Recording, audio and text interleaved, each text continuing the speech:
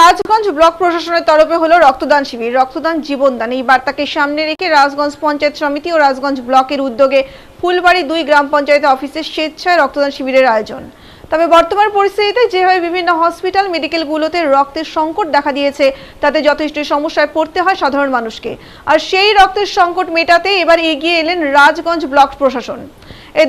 এদিনের স্বেচ্ছা রক্তদান শিবিরে এলাকায় বহু সাধারণ মানুষ স্বেচ্ছায় রক্তদান করেন। তবে আজকের এই শিবিরের প্রায় 50 ইউনিট রক্ত সংগ্রহ করার লক্ষ্যমাত্রা রয়েছে বলে জানা যায় এবং আগামীতেও তারা এরকম রক্তদান শিবির করে যাবে।